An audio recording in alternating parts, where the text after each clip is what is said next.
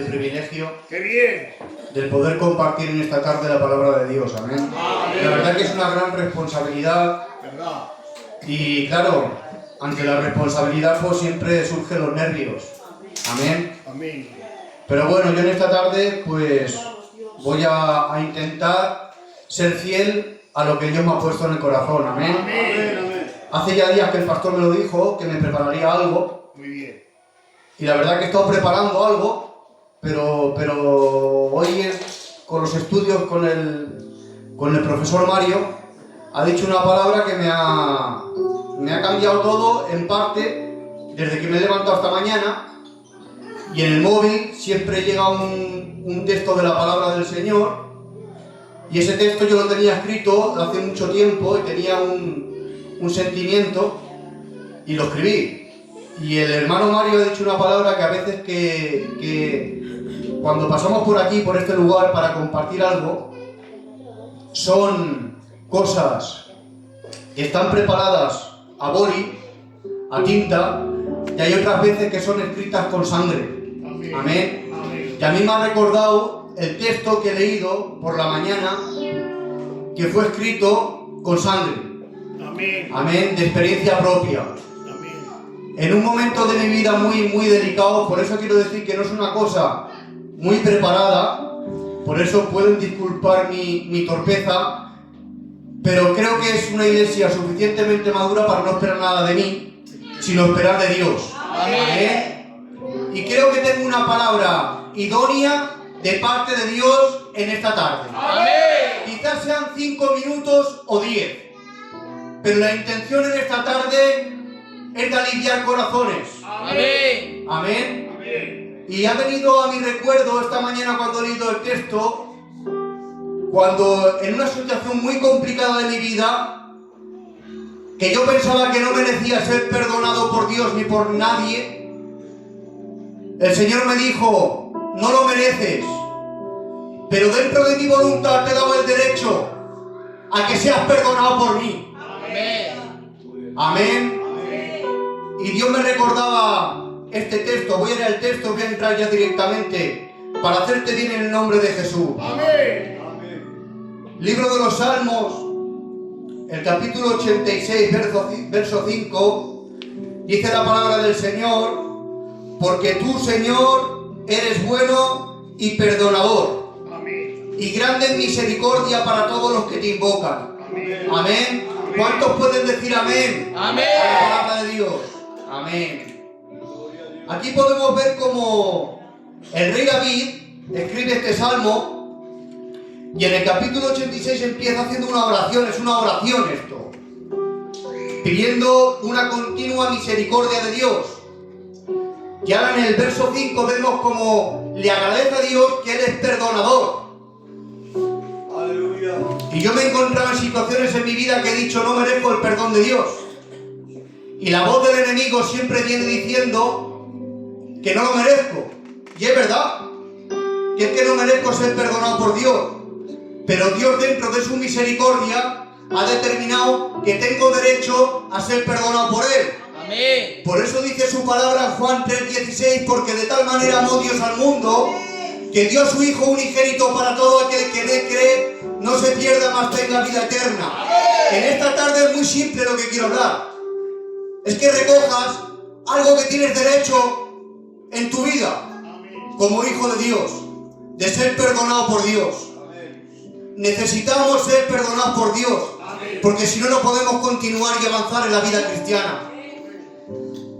Y yo le decía al Señor: pero ¿cómo puedo ser perdonado por ti?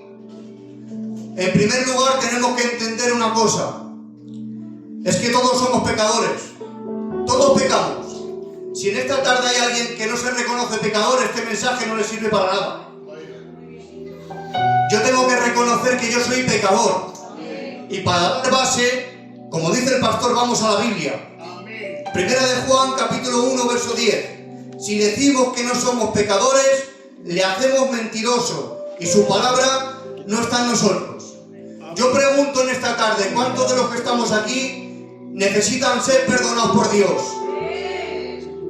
Di amén. Amén. Amén. Pues en primer lugar lo que necesitamos es reconocer la posición en que nos encontramos.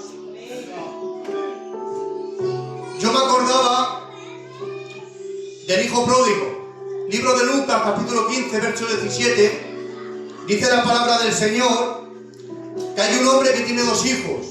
Y ahora uno de ellos, por decisión propia, decide y determina el marcharse de la casa.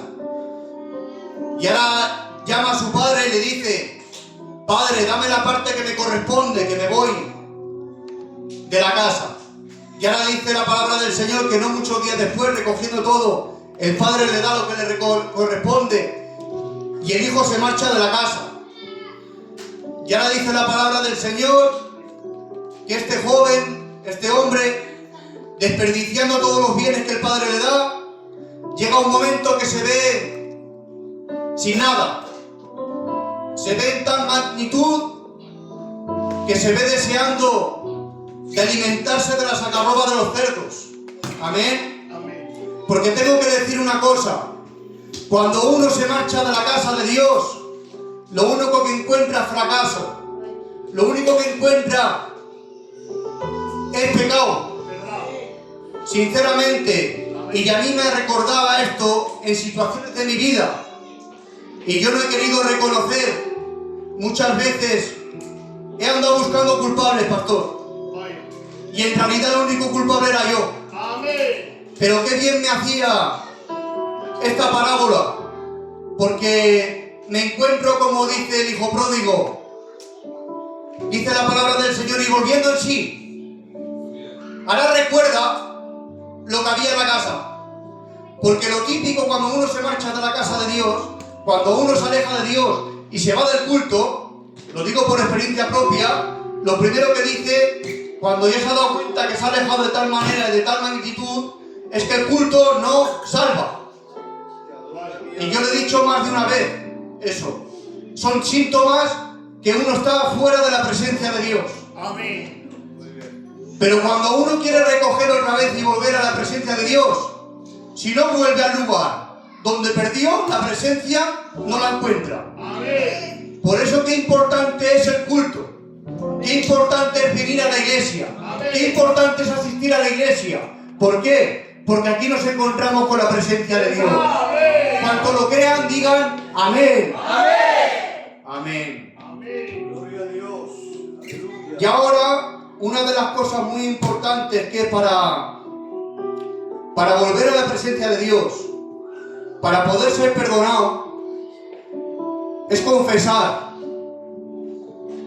Confesar la situación en la que me encuentro. Alguien me preguntaba, ¿pero confesar el qué? Vemos como el hijo pródigo dice: le diré a mi padre que he pecado contra el cielo y contra ti. Pregunto yo, ¿no sabía el cielo que había pecado? ¿No sabía el padre también de lo que había hecho? ¿Confesar el qué? La confesión no es para restaurar al que le confiesas. La restauración es para confesar al que confiesa. Amén. Por eso es necesario confesar. Amén. Y dice la palabra del Señor en 1 de Juan, capítulo 1, verso 9, si confesamos nuestros pecados, Él es fiel y justo para perdonar nuestros pecados Amén. y limpiarnos de toda maldad. Amén. Por eso la importancia es de confesar. Lo que pasa es que es muy complicado confesar, pero no complicado confesar a Dios, porque a Dios, antes de confesarle, ya sabe lo que uno ha hecho. ¿Por qué nos cuesta tanto confesar, por ejemplo, al pastor? Amén. Porque nos pensamos que nos van a juzgar, que nos van a apuntar con el dedo y tenemos miedo de ser señalados. Pero sin confesión no hay restauración. Amén. Dice el pródigo: he pecado contra el cielo y contra ti. Amén. Tengo que decir que cuando yo he pecado contra Dios, no solamente he pecado contra Dios, también he pecado contra la iglesia. Amén. Yo le confieso a Dios, sí, pero cuando también le confieso al pastor, le estoy confesando a la iglesia el mal que he hecho. Amén. Y es muy necesario. Te adoro mi vida. ¿Por qué motivo? Porque cuando yo peco, mancho mi imagen, y manchando mi imagen, de alguna manera estoy manchando la imagen de la iglesia. Por eso es necesaria la confesión. Y en realidad, pensando y profundizando un poquito más, digo, al final, hasta siendo un poquitín lógico, inteligente, merece la pena confesar. Amén. Porque al final confieso lo que todo el mundo sabe. Porque tengo que decir que lo que yo hago allá afuera acaba sonando aquí adentro. Vaya. Lo que pasa que como hay educación, no me van a decir a mí directamente lo que estoy haciendo, pero que todos lo sabemos. Pero cuando confieso suceden dos cosas. Y es muy importante. Amén. La primera cosa que sucede es que empieza la restauración de mi vida. Amén. La segunda cosa, que se empiezan a manifestar los que son samaritanos y los que son religiosos. Amén. ¿Por qué motivo? Porque cuando uno confiesa y pide perdón, ahora se levantan los religiosos Vaya. y empiezan a apuntar y a tirar piedras. Amén. Y a esos les están dando una oportunidad que el pastor trate con ellos para que se arrepientan y puedan ser salvos. Amén. O sea que fíjate tú si es importante la confesión dentro de la iglesia, que dentro de la confesión que tú das posibilidad a salvación. Y también te vas a dar cuenta de los que no son religiosos, sino los que son hijos, los que te apoyan, los que están contigo. Que esos son la iglesia de Betel. Los que lo crean, dale un aplauso al Señor.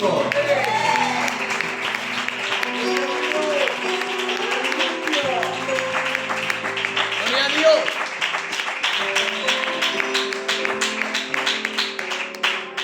Qué bien. Por eso en esta tarde yo lo que vengo a decir así tan sencillamente, que dentro de mi corta experiencia, que todos caemos, que es que todos caemos. El que no caiga, creo que no es un ser humano, Amén. creo que no lo es. Hay un salmo que dice, cuando el hombre cayere, no quedará postrado, Amén. sino que Jehová sostiene su mano y lo levantará. Amén. El caer es síntoma que eres humano. Pero no te puedes quedar postrado. Tienes que levantarte y restaurarte. Amén. Porque dentro de tu restauración depende tu casa. ¿Verdad? Amén. Porque cuando uno no quiere confesar, cuando hay una persona que está esperando el momento idóneo para no parecer culpable de nada, esperando la oportunidad para que haya un cambio, lo único que está haciendo es avanzar en el tiempo sin que haya restauración en el interior inmediatamente. Ahí existe la desobediencia de Dios. Cuando uno no quiere confesar y no quiere arrepentirse y no quiere ser perdonado por Dios, empieza la desobediencia. Y la desobediencia es muy peligrosa, hermanos. ¿Verdad? Yo pienso de verdad que estamos en el lugar ideal. Amén. Estamos en el lugar donde hay restauración. Amén. ¿Cuántos quieren ser restaurados por Dios? Levanten su mano y digan amén. Amén. Pues simplemente confiesa. Amén. Que es muy simple, que es confesar lo que todo el mundo sabe, Amén. para que empiece la restauración. Amén. Mira, quiero terminar con una historia y ya me bajo. Quiero terminar con una historia. Quiero decir que el Señor ha hecho todo lo posible para que tengas restauración, para que tengas perdón y para que tengas salvación. Amén. Lo ha hecho todo. Él se ha entregado la cruz del Calvario por ti y por mí, Sí, Señor. para que confieses tus pecados, para que te sientas pecador y para que tengas la humildad. La humildad no naces con ella, la humildad se aprende. Por eso en cierta ocasión tiene que decir Jesús, aprender de mí, que soy manso y humilde. Aprender de mí. Tenemos que aprender a ser humildes. Amén. Ser humilde no es pasar por aquí con la cabecita para abajo, ni parecer que tengo una joroba que parece que voy volando, no. Ser humilde es reconocer la situación que me encuentro y pedirle al Señor que me ayude y confesar y tener confianza en el pastor y tener confianza en los obreros, en la iglesia, sabiendo que aquí nadie lanza piedras. Y si hay alguno que lanza piedras, pues se le verá y el pastor lo tratará y tendrá motivo para restaurarlo. Amén. historia que hay dos hermanos y ahora uno de los hermanos es un delincuente y el otro es un cristiano. Y ahora el delincuente en cierta ocasión va a hacer un atraco y bueno, por circunstancias del atraco, pues acaba con su ropa llena de sangre. Amén. Y ahora escapa de la policía, llama a su casa, sale su hermano y lo ve lleno de sangre. Y le dice, ¿qué te ha pasado? Le explica. Y ahora sabe su hermano mayor sabe que las consecuencias que tiene son muy malas. Y ahora le dice su hermano mayor, quítate esa ropa y yo me voy a quitar la mía y vamos a cambiar la ropa. Y escóndete en la habitación y quédate ahí. Y ahora el hermano mayor se pone la ropa de su hermano manchada de sangre. Viene la policía, llama. Cuando ve al hermano mayor inocente con la ropa llena de sangre, lo detiene. Ahora llega a juicio. El inocente está cumpliendo la condena de su hermano inocente. Amén. Llega al juicio. Y cuando llega al juicio, este hombre guarda silencio, no dice nada. No se defiende. En ningún momento se defiende. Solamente de sus palabras sale una boca que dice, tengo que hacerlo. Lo condenan a muerte. Y ahora este hombre dice, solamente pido que me dejáis escribir una carta y se la entreguéis a mi hermano cuando yo muera. Escribe la carta, a este hombre lo mata la sentencia de muerte y cuando le entregan la carta a su hermano, al que verdaderamente era culpable, esa carta decía, yo he pagado la muerte por ti, porque yo sabía que tú, si morías, te ibas al infierno. Yo me he puesto las vestiduras de un delincuente, me he puesto las vestiduras de un pecador, pero recuerda algo, tú te has puesto mis vestiduras blancas, vestiduras de un inocente. ¡Santo!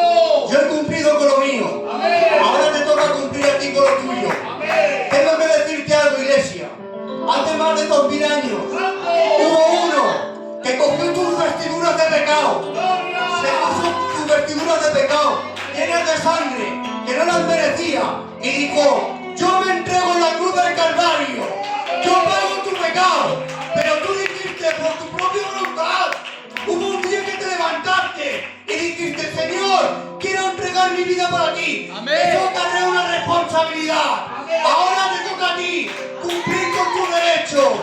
Por eso te digo en esta tarde, cumple con lo que le prometiste a Dios. Amén. Tienes derecho a ser perdonado por Dios. Un aplauso al que el Señor te perdone.